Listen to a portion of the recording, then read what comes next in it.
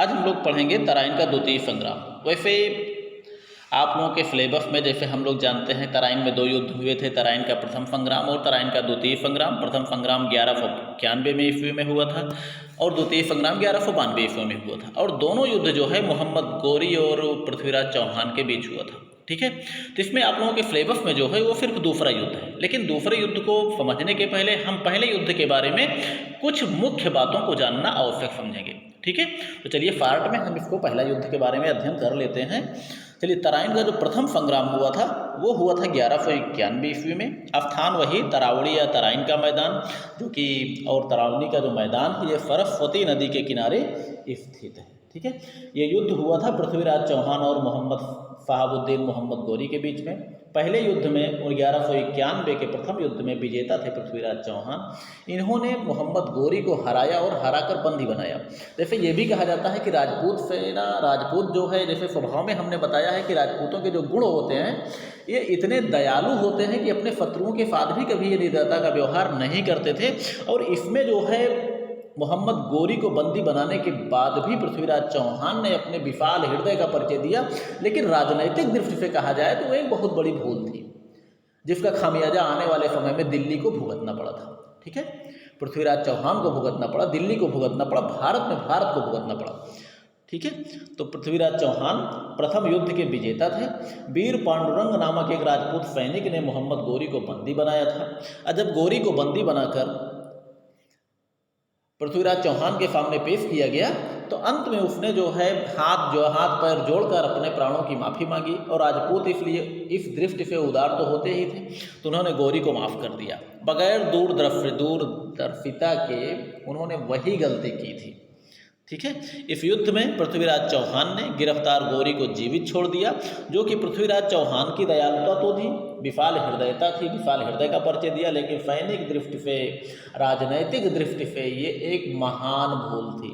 ठीक है, गोरी ने तराइन के द्वितीय संग्राम 1192 ईस्वी में, सॉरी ये बच्चों थोड़ा सा इसमें मिसप्रिंट हो गया है, मोहम्मद गोरी इसने 1192 ईस्वी में ये पृथ्वीराज चौहान को हराया। ये गोरी नहीं होना चाहिए, यहाँ पर आप लोग लिखेंगे पृथ्वीराज चौहान।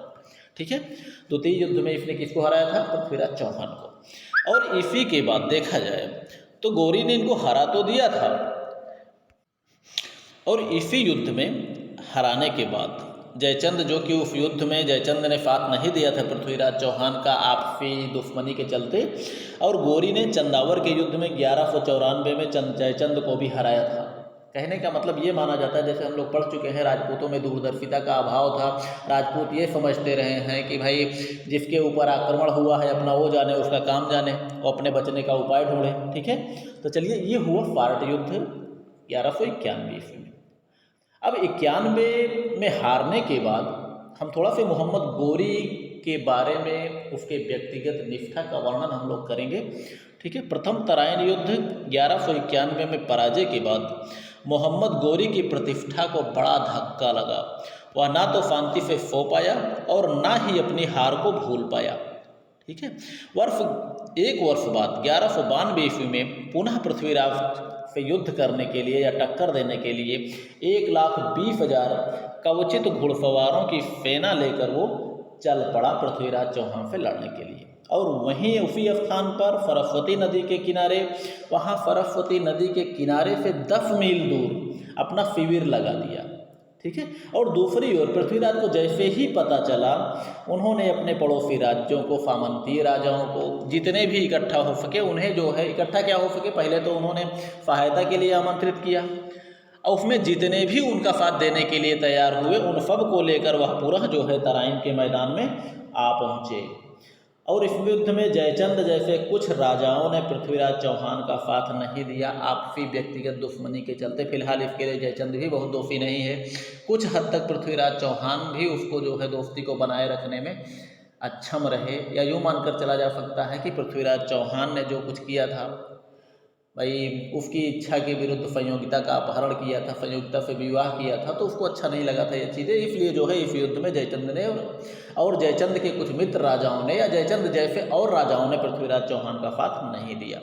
ठीक है, अब पृथ्वीराज चौहान ने गोरी को एक संदेश भिजवाया, क्योंकि एक युद्ध जीत चुके थे और एक युद्ध में मोहम्मद गोरी हार चुका था। इसलिए पृथ्वीराज चौहान ने मोहम्मद गौरी को संदेश भेजा कि आप राजपूतों की बहादुरी से परिचित हो चुके हो, राजपूत कितने बहादुर होते हैं आप ये एक युद्ध हारने के बाद आप देख चुके हो, अतः आपकी भलाई इसी में है कि आप वापस चले जाओ। ठीक है, तो अब देखिए गौरी यहाँ पर क्या कहता है, मोहम्मद गौरी। अब इसने सोचा कि पृथ्वीराज चौहान ने अपनी विशाल हृदयता का भी परिचय दिया, बहादुरी का भी प्रदर्शन कर रहे हैं, तो इनको थोड़ा सा हम धोखा भी देकर थोड़ा सा और लाभ उठा लिया जाए। तो इन्होंने पृथ्वीराज चौहान को कहलवाया कि हमारा बड़ा भाई सुल्तान है, उसके आदेश से हम दोबारा आक्रमण करने के लिए आए हैं, आपका हम सम्मान करते हैं, आपकी दयालुता का सम्मान करते हैं, आपके इस जो है संदेश को हम अब जो है अपने भाई तक एक बार फिर से भेजते हैं। अगर वहाँ से बड़े भाई की अनुमति मिल गई कि वापस चले आओ तो हम वापस चले जाएंगे, तब तक आपसे हमारी विनम्र निवेदन है कि आप तब तक आक्रमण मत कीजिएगा जब तक हम संदेश ना आपके पास पहुँचवा दें। ठीक है, तो यही कहलवाया कि आपका राज प्रस्ताव भटिंडा अर्थात बड़े भाई के पास हमने भेज दिया है, वहाँ बड़े भाई की अनुमति मिल जाएगी तो मैं वापस चला जाऊँगा, तब तक निवेदन है कि राजपूत आक्रमण ना करें। यहीं पर पृथ्वीराज चौहान ने गलती क्या की, भाई राजपूत बहादुर होते थे, कभी छल बल कपट नहीं जानते थे, विश्वसनीयता सीधे सरल स्वभाव के होते थे, इसलिए छल कपट इन सब चीज़ों के बारे में बहुत ज़्यादा नहीं जानते थे। वे जो है भरोसा भी कर लिए, जिसका कि गौरी ने लाभ उठाया। ठीक, आप देख सकते हैं यहाँ पर आगे, अब वहाँ पर पृथ्वीराज चौहान इंतजार कर रहे हैं कि अब गौरी जब वो आएगा, बड़े भाई से अनुमति मिली होगी नहीं मिली होगी तो हमें संदेश देगा तो हम लड़ाई के लिए तैयार होंगे।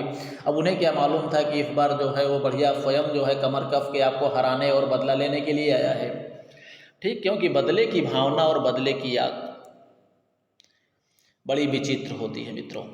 ठीक है, चलिए गौरी ने लाभ तो उठाया ही, अब इसको हम देख सकते हैं गौरी ने किस तरह लाभ उठाया। आप इसको बारे में हम एक बार पहले भी पढ़ चुके हैं कि सरस्वती नदी के किनारे जस्ट किनारे पृथ्वीराज चौहान का शिविर था, और सरस्वती नदी के दूसरे किनारे से जस्ट 10 मील दूर पर मोहम्मद गौरी का शिविर था, यानी आमने सामने बिल्कुल नहीं थे, 10 किलोमीटर वो दूर था।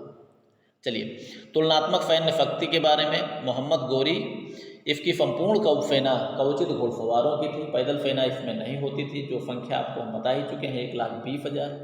ठीक है, पृथ्वीराज चौहान राजपूतों की संख्या के बारे में बिल्कुल मतैक्य नहीं है, यानी विद्वानों में जो कुछ भी लिखा है बिल्कुल एकता नहीं है, क्योंकि अलग अलग लिखे हैं।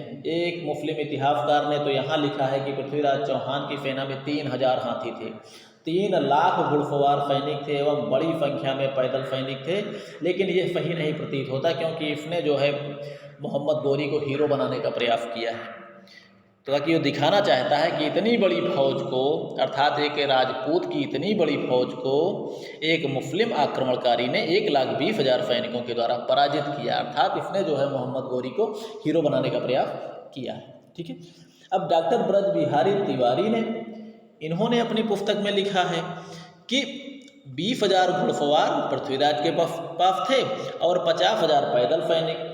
जब यहाँ पर देखा जाए तो तिवारी जी ने जो है ये पृथ्वीराज चौहान को हीरो बनाने का प्रयास किया है, लेकिन फिर भी दोनों में कोई दोनों में बिल्कुल विश्वसनीयता नहीं है। फिलहाल पृथ्वीराज चौहान की सेना ना तो इतनी अधिक थी जितना कि मुस्लिम इतिहासकार ने कहा है, और ना तो इतनी कम थी जैसा कि हमारे तिवारी जी ने कहा है। ठीक है, पृथ्वीराज की सैन्य संख्या इतनी कम भी नहीं थी। ये माना जा सकता है कि पृथ्वीराज चौहान की सेना जो होती थी वो मोहम्मद गौरी से कुछ अधिक थी। हाँ, थोड़ा सा मामला ये था कि गतिशीलता एवं कुशलता में जो है मोहम्मद गौरी की सेना पृथ्वीराज चौहान की सेना से श्रेष्ठ थी। ठीक है भाई, राजपूत मुस्लिम सैनिकों से बहादुर तो होते थे, लेकिन जो कुशलता थी, गति वाली बात जहाँ तक देख सकते हैं, क्योंकि वो लड़ते हुए वहाँ पे आए थे, बड़ी दूर की यात्रा करके वो लड़ने का अभ्यास भी था उनको। ठीक है, तो उसमें जो है और घोड़ों की गति, जो कि विदेशी नस्ल के घोड़े होते थे, इसलिए वो भारतीय घोड़ों के मुकाबले उनकी गति ज़्यादा थी, अच्छी नस्ल की थी। ठीक है, चलिए अब देखते हैं शिविर। शिविर उन्होंने कहाँ लगाया? पृथ्वीराज का शिविर जो लगा था वो सरस्वती नदी के किनारे, बिल्कुल किनारे पे लगा था। अब मोहम्मद गौरी का जो शिविर लगा था ओ सरस्वती नदी के दूसरी किनारे पे वो भी जो है 10 मील दूर उसने लगाया था, अर्थात बिल्कुल आमने सामने ये नहीं थे। ठीक, चलिए अब इसमें अब हम यहीं पर समाप्त करते हैं क्योंकि वीडियो लंबा हो जाएगा बच्चों। बाकी इसके बाद आगे हम लोग अगले में पढ़ेंगे। ठीक है, चलिए ख़त्म करते हैं इसको। पढ़िए लिखिए मस्त रहिए। कोई चीज़ समझ में ना आया हो तो आप लोग कमेंट करिएगा। बाकी अगले वीडियो में हम लोग पढ़ेंगे युद्ध का प्रारंभ कैसे हुआ, किस तरह हुआ, किस तरह मोहम्मद गौरी ने पृथ्वीराज चौहान को धोखा दिया था। ठीक है, ओके मित्रों।